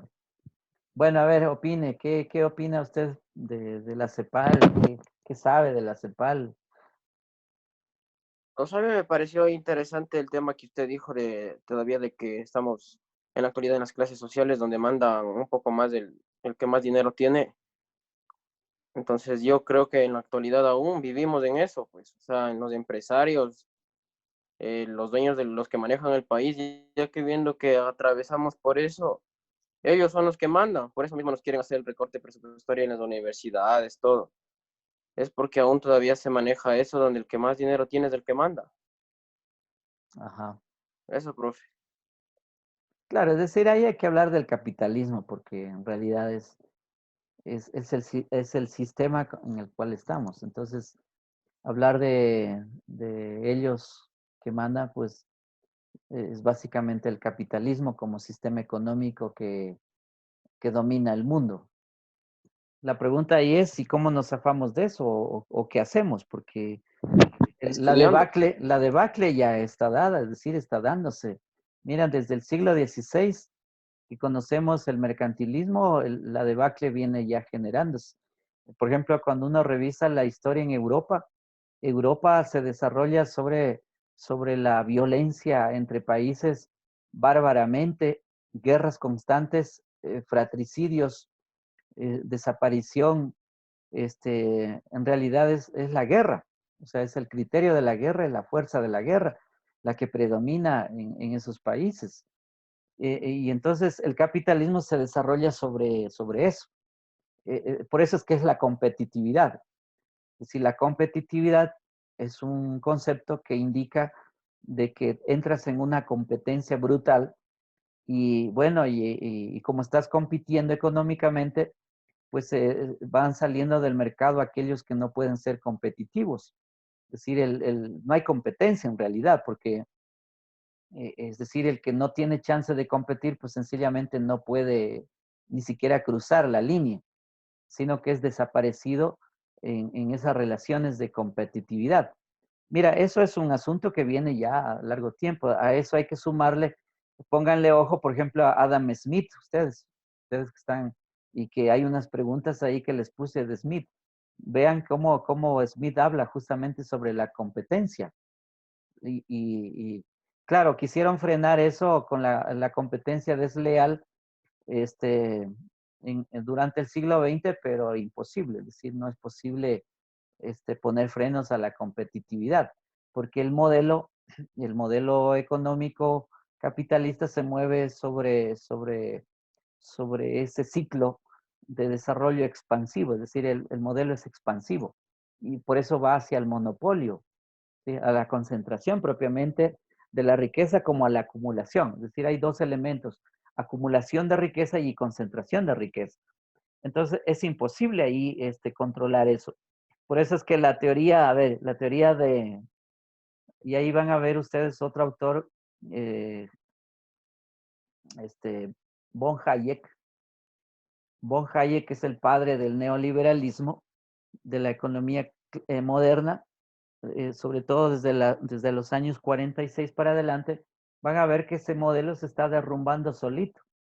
Es decir, no ha creado riqueza para toditos, sino solamente para un grupo poderoso, que han sido los que se han apertrechado de la riqueza en el mundo, y eso está concentrada en ciertos países, no en todos los países tampoco, y en ciertas empresas que se llaman ahora transnacionales o multinacionales.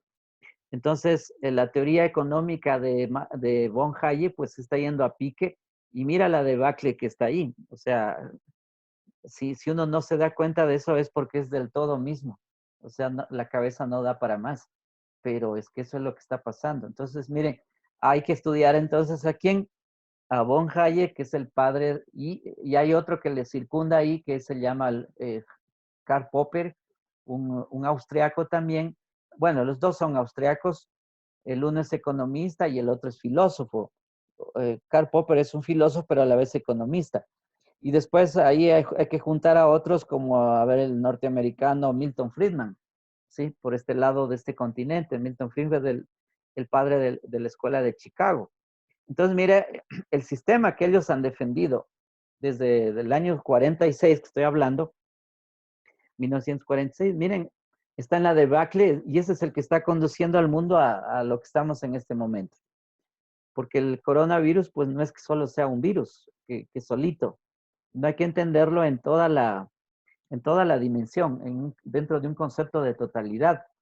Eh, Ahí ahora se está mostrando la realidad como es. Es decir, aquellos que la ocultaron o que intentaron de ocultarla, pues ahora se está mostrando solita la realidad. Y el caso ecuatoriano, estamos en la M. Pues, ustedes han visto, chuta, estamos jodidos. ¿Qué más? A ver, Jocelyn. ¿Está Jocelyn o no? Sí, profe. A ver, abra la cámara. Ya voy, profe. Usted está merendando, creo ya. Ay. A ver, ¿qué opina? ¿Qué dice? A ver, diga algo, comente.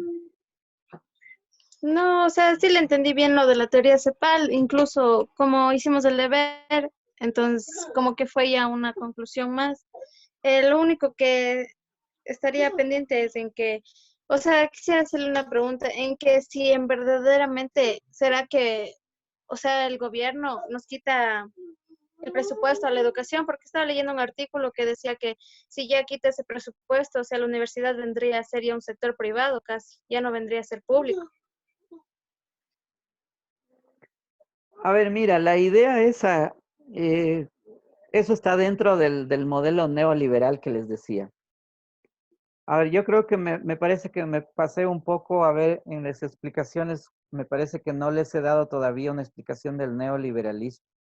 De todas maneras, ahí hay una pregunta, esos son de inicios del curso mismo, es decir, cuando empezamos este curso sobre neoliberalismo y liberalismo. En todo caso, ese sí es una pregunta también. A ver, pero el neoliberalismo, a ver, te voy a explicar para entender lo que me estás preguntando. El neoliberalismo es un sistema económico e ideológico que se crea, como les decía, en el año 46 para adelante, con estos autores que ya cité. Lo que hacen ellos es volver a las ideas clásicas o de la economía clásica, sobre todo de Smith y de Ricardo. Eh, Ellos básicamente, a ver, para recordar a Smith sobre todo, básicamente él decía tres principios de la economía que él predicaba era la libre competencia, es decir, libre oferta, libre demanda. Ese es un primer principio que establecía el autor. El segundo es la no intervención del Estado en cuestiones económicas. Es decir, el Estado tiene que restringirse, no tiene que meterse en cuestiones económicas. Y el tercer punto era la garantía de la propiedad privada. Entonces, mira, estos autores en el neoliberalismo van a tomar, digamos, esos mismos principios y los van a ampliar. Los van a ampliar, por ejemplo, lo que Alberto Acosta, este economista ecuatoriano, llama las recetas, es decir, en unas recetas. Lo van a ampliar, por ejemplo, a la flexibilización laboral. Es decir, la flexibilización laboral significa de que las leyes se desamparan al trabajador, no deben existir las leyes porque ponen trabas al trabajador y a los empresarios sobre todo. Entonces las leyes pues tienen que como desaparecer. Entonces el trabajador puede contratarse libremente y por horas. Esa es la flexibilización laboral. Mira, entonces el neoliberalismo pues eso es lo que establece. Otro elemento que establece el neoliberalismo es la flexibilización financiera. Es decir, flexibilización financiera significa que lo que debe recorrer en un país son las monedas duras o la divisa dura y las otras monedas pues tienen que ir desapareciendo. El caso ecuatoriano, bueno, ya eso ya pasó en el año 99, pues ya en ese punto ya no tiene mayor problema.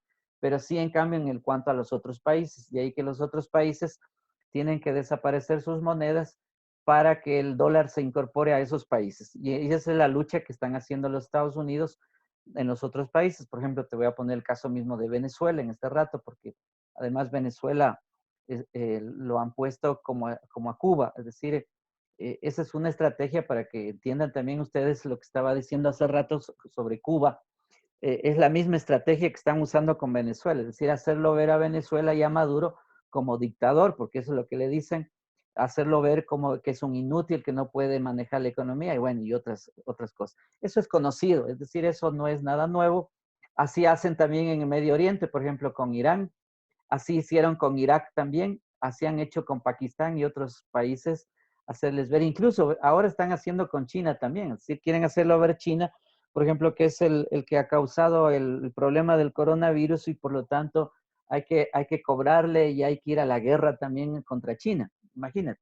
O sea, bueno, eso es así. Entonces, pero regreso al punto que estaba diciéndote, flexibilización financiera, también recortes presupuestarios a los temas, digamos, de públicos, en vista de que dicen como el Estado es el que gasta porque tiene tanta burocracia, entonces hay que recortar y hay que reducir el Estado, por lo tanto hay que desaparecer la política pública de gastos, porque ellos le llaman gastos y no le llaman inversión. Por ejemplo, gasto en educación, para ellos es gasto y no es inversión en educación. Es decir, cuando la plata del Estado, porque además que es producto de tributo de los trabajadores en general, de los que trabajamos en un país, pues somos los que tributamos y eso va la plata a las arcas del Estado. Y el Estado lo que hace es distribuir a través de lo que se llama las políticas públicas, políticas sociales, políticas económicas, etcétera. A eso se le llama política. Entonces, lo que dicen ellos es que eso es gasto, por ejemplo, en gasto social, en gasto de educación, esos son gastos. Gasto, por ejemplo, en salud o en otro tipo de gastos, en apoyo, por ejemplo, a los sectores, por ejemplo, de los viejitos. Eso está dentro de la política social. Es decir, eso debe desaparecer en vista de que es un problema. Y entonces, además, como hay deuda externa, entonces esa plata va para la deuda externa. Es decir, hay que llevarla, conducirla al pago de la deuda externa. Entonces, bueno, mire, el neoliberalismo predica eso. Entonces ya te estoy dando varios elementos. ¿Qué más dice el neoliberalismo? El neoliberalismo también predica el recorte de los subsidios, es decir, nada de subsidiariedad. ¿Cómo se entiende un subsidio? Se entiende como el aporte, el gasto que hace un Estado, más bien como apoyo a sectores vulnerables, por ejemplo, por decir, en un país como el nuestro que es sumamente pobre, entonces hay que subsidiar, por ejemplo, la gasolina, porque la gasolina es sumamente cara o hay que subsidiar el gas, porque si le quitas el subsidio al gas, entonces tendría que un tanque de gas venderse en 20, $25 más o menos. Ese sería el precio real que debe comprar a alguien de nosotros. Entonces, pero al ser subsidiado, ustedes ven en qué precio compramos. Es decir, bueno, no sé exactamente, pero el precio normal estaba en $1.60 un tanque de gas. Y si lo compras a domicilio, pues el doble, $3.50 más o menos. Pero en cambio, si le quitas el subsidio, sencillamente el gas ascendería a $20 o a $25. Y ese sería el precio que tenemos que comprarlo. Entonces, mira, pero esos subsidios justamente son de apoyo a la colectividad, sobre todo de los sectores vulnerables de la sociedad. Ahora, que haya gente ahí que se aprovecha de esos subsidios también es cierto, porque ustedes saben que en un país capitalista o en una sociedad capitalista, pues la corrupción es el número uno de toda sociedad, justamente porque el dinero es el que corrompe, el capital corrompe a todos. Y bueno, estamos ahí, en esa sociedad así sumamente corrompida por el sistema mismo. Por eso es que para mí, eso ya va a ser mi punto de vista personal, es que mientras exista el sistema capital o el sistema capitalista, pues habrá corrupción y no, eso no se terminará. Seguirá habiendo porque el motivo fundamental en las personas, ¿qué es? Es el dinero, es el fetiche, digamos. Entonces el dinero es el dios dinero, el dios Moloch que hablaba, me acuerdo, Karl Marx en algún libro que alguna vez he leído, y decía el dios Moloch, que es el dios del dinero, es el fetiche. El fetiche siempre es un objeto sagrado, un objeto de adoración, ese es un fetiche. Entonces, en ese sentido, pues el fetiche de la humanidad en este rato, pues es el dinero. Todos van atrás del dinero, del capital. ¿Ves? Entonces, el motivo fundamental de cualquier ser humano en este momento es eso. ¿Ves? Entonces, bajo ese criterio, pues habrá corrupción todo un siempre mientras exista el capital o el capitalismo. Bueno, entonces, era solo para darte algunas indicaciones. Entonces, mira, cuando yo digo que el neoliberalismo es eso, es todo eso. Otro criterio del neoliberalismo es que dice que produce por goteo. Es decir, la riqueza va a estar goteando siempre. Pero con la experiencia que ya tenemos del siglo XX y que tenemos ya 20, es decir, 2 décadas más, estamos viendo que el neoliberalismo no gotea, la riqueza no gotea por ninguna parte, más bien lo que está chorreando sangre, lodo y todo eso más bien es las condiciones infrahumanas y de pobreza que está goteando. O sea, es una cosa brutal el tema del neoliberalismo como sistema económico y además ideológico. A ver, ¿qué más te puedo decir sobre el neoliberalismo? Bueno, ahí tenemos entonces, mira, varios elementos del neoliberalismo como modelo económico e ideológico y que en realidad pues tiene que ver con la pregunta que tú me haces. Es decir, en el campo de la educación, pues mira, el neoliberalismo como sistema pues está en contra de la educación, sencillamente porque hay que hacer recortes presupuestarios en la educación porque está en manos del Estado. Es decir, el Estado es el que controla y delinea las políticas de educación o políticas sociales también. Entonces, esos son gastos, por ejemplo, gastos para gente que trabaja en los ministerios, para profesores. Es decir, son gastos que se están realizando o becas que se dan a estudiantes. Eso no debe hacerse porque es gasto, no es inversión. Entonces, ¿a dónde va a parar la plata? Porque ahí hay que ver que entonces, ¿qué pasa con el dinero que queda? Porque si tú vas sacando gente de los puestos públicos y no vas invirtiendo en educación, entonces la plata va quedándose. Pero ¿para dónde va la plata? Entonces la pregunta. Y la respuesta es clara.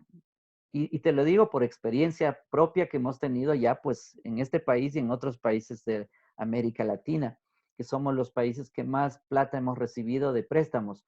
Es decir, va a parar en manos otra vez del Fondo Monetario porque recaba el dinero que ha prestado. Es decir, en realidad es el trabajador de cualquiera de nuestros países que tiene que rajarse trabajando porque la riqueza es justamente la fuerza de trabajo vivo y tiene que ir a parar en manos del Fondo Monetario Internacional como pago de la deuda externa, que en realidad viene a ser deuda eterna.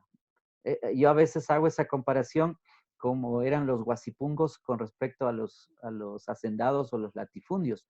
Es decir, los indígenas, que ya dije cuando empecé esta clase también diciendo eso, de que los indígenas históricamente vivieron en pedacitos de tierra que les daba el hacendado y el hacendado les daba les prestaba un poco de dinero y un pedacito de tierra y el indígena tenía que vivir eternamente pagándole al dueño de la hacienda pues el costo, digamos, de la deuda que tenía y del pedazo de tierra que le prestaba también para que siga viviendo. Es decir, endeudado eternamente ese pobre campesino en ese proceso de Huasipún. Entonces, mira, a nosotros nos está pasando exactamente lo mismo con la deuda. La deuda, y como te digo, no es nada nueva porque eso ya hay experiencia. El problema es que la gente desconoce o no sabe, que ese es el problema mayor. Es decir, la población como no está siendo educada ni críticamente, entonces no sabe, desconoce y termina apoyando cualquier proceso, ¿sí? Entonces, en el caso de la educación, mira, básicamente yo te daría esa explicación, es decir que hay una reducción de los costos para educación, del presupuesto para educación, y la idea es ir, de hecho, a la privatización de la educación. Esto te lo digo también porque ya en Brasil o en otras partes como en Argentina, también existe la misma idea y hay escritos, es decir, hay estudios que se han generado ya en esos países donde no se le da importancia a la educación pública porque es un gasto, sino que más bien hay que ir a una educación particular o privada. Además, están entrando ahí las empresas transnacionales para llevar adelante esos procesos de educación. Es decir, son grupos, empresas, grandes empresas que están haciéndose cargo de la educación, porque la educación es rentable según ellos. Entonces, mira, eso no escapa también al caso ecuatoriano. Entonces, en ese camino, pues estamos también nosotros, es decir, la privatización de todas las empresas que son públicas, porque son públicas del Estado o han pertenecido al Estado y están en ese camino de privatización. Y entre esas también el campo de la educación. Sí, entonces no es lejana tu pregunta a la realidad, es decir, más bien es muy real y hay que considerar ese detalle porque, bueno, somos nosotros los que tenemos la última palabra al final y qué permitimos o no permitimos o qué queremos del futuro nuestro también y el de nuestros hijos y el de nuestras generaciones, es decir, hacia dónde queremos que vayan ellas. O bueno, o lo otro es agachar la cabeza y no decir nada y quedarse eh, callados, quietos y bueno, y que suceda lo que suceda. O sea, eso es mandar al colapso a la historia nuestra, a la historia ecuatoriana, historia latinoamericana. Y eso sería muy grave. Bueno, ¿qué más? A ver, Sebastián, ¿qué dice Sebastián? Nada, profe, que es interesante lo de la teoría cepalina y lo que busca el desarrollo de Latinoamérica en sí, pero yo creo que más allá de eso se tiene que, como quien dice, cambiar el pensamiento de la mayoría de Latinoamérica, porque como se ha visto muchas veces en Latinoamérica tenemos tantos recursos para poder explotar, como quien dice, para poder salir adelante y ser que toda Latinoamérica sea una región súper fuerte económicamente. Pero el problema es la cultura de la mayoría de latinoamericanos, de gobernantes y todo eso que la mayoría, no sé, con plata ajena, que es plata del Estado, va al robo. Igual en esta pandemia se ha visto que hacen sobreprecios, contratos y todo eso. Y o sea, si en pandemia roban a la gente, peor cuando alguna nación esté bien. Yo creo que es más, y aparte que como usted mismo dijo, las potencias mundiales como España que vino, robó el oro de acá y por eso se hizo como un estado grande. O sea, yo pienso que hay que cambiar muchas cosas antes que enfocarse solo en lo monetario, como quien dice, o en el desarrollo así en sí. Ya. Bueno, mira, en realidad lo que tú estás diciendo sí tiene que ver con asuntos culturales, pero el regreso otra vez a la idea que es la que ciertamente yo repito muchas veces y que es la que hay que estudiar. Es el tema del capital, el sistema que llamamos de capital. ¿Qué es un sistema capital? A ver, vamos a explicarlo un poquito más ampliamente. Mira, cuando estamos hablando del sistema capital, el primero, el capital es una relación social, es decir, y es un proceso, ¿sí? Entonces, ahí hay dos elementos claves. Relación social y es un proceso también histórico. Pero el capital, a su vez, está configurado por elementos que le dan forma. Entonces, mira, tiene que ver el capital con la producción, es decir, quién produce. Tiene que ver con medios de producción. ¿Quiénes son los dueños de los medios de producción? Los medios de producción generalmente son las herramientas, las tecnologías, la tierra, las instituciones, es decir, una casa, una infraestructura, la tecnología, este, ¿qué más se puede decir? La maquinaria, las técnicas, todo eso son parte de los medios de producción. Pero ¿quién controla los medios de producción? Generalmente es el capitalista. Es decir, él es el dueño de los medios de producción porque tiene capacidad para comprar, pues tiene la capacidad para comprar la casa, es decir, una casa bien grande, o las instalaciones, tiene capacidad para comprar, por ejemplo, las maquinarias, comprar alta tecnología, comprar, por ejemplo, tierras para poder implementar ahí su proceso de producción. Entonces, mira, tienes varios elementos que son parte de los medios de producción. ¿Qué más es el capital? El capital también es la fuerza de trabajo. Es decir, el capitalista tiene la capacidad de comprar trabajo humano, fuerza de trabajo vivo. Es decir, puede decir, mira, te contrato a ti para que trabajes para mi empresa durante 8 horas o más, las que él pueda decir, mira, y tú trabajas para mí, y porque él tiene la plata para hacerlo. Y entonces el trabajador que no tiene nada, sino solo su fuerza de trabajo, lo que hace es sencillamente contratarse y vender su fuerza de trabajo. Toda esa persona, es decir, entra en juego ahí. Bueno, esa es parte del capital. ¿Qué más es parte del capital? Es también la producción de mercancías, es decir, cuando se producen objetos para el mercado que tienen que salir hacia afuera. Entonces, produces cientos y cientos de mercancías que tienen que salir al mercado y en el mercado pues se venden o se intercambian por dinero. Entonces, mira, ahí entra en juego otro elemento que es el dinero. Es decir, la forma de intercambio es el dinero. Y el dinero pues es la retribución por la fabricación de mercancías y también por la fuerza de trabajo, etcétera. Es decir, hay que juntar todo. ¿Qué más sucede cuando hablamos de capital? Estábamos hablando de la circulación de mercancías. También estamos hablando de la distribución de mercancías. Es decir, alguien tiene que distribuir esos productos, llevarlos de un lugar para otro, etcétera. Y luego también tenemos que ver que produce lucro, ¿sí? El lucro significa que después de un proceso y de la repetición de ese proceso, porque se repite una y otra vez, entonces te produce grandes lucros y esos lucros se vuelven a invertir en una segunda vez y en esa segunda vez producen el doble de lo que fue la primera vez. Y así se sigue repitiendo el círculo. Entonces, mira, cuando yo digo capital, pues me refiero a eso, ¿sí? Ese es un primer elemento para entender el sistema del capital. Segundo elemento, propiamente el trabajo. Es decir, el trabajo humano depende del capitalista. Cuando no debería ser así. Teóricamente no es así, porque el ser humano nació para trabajar, nacimos del trabajo, vivimos del trabajo humano, porque el trabajo humano realiza. Es decir, humanamente el trabajo es parte fundamental de todo ser humano. Sin embargo, cuando entras en relaciones capitalistas, el trabajo ya no deja de ser de realización y se convierte en lo que Marx, ¿se acuerdan? Un término que estudiamos con ustedes, se convierte en alienación, en enajenación, el trabajo humano. Es decir, porque el ser humano pierde su capacidad de realización y entrega su fuerza de trabajo al capitalista y toda su energía queda para el capitalista, que se convierte en rentabilidad fundamentalmente, o en ganancia o plusvalor. Entonces, mira, ahí tienes el trabajo humano, ese es otro elemento del capital, de la relación con el capital. Y un tercer elemento es el Estado.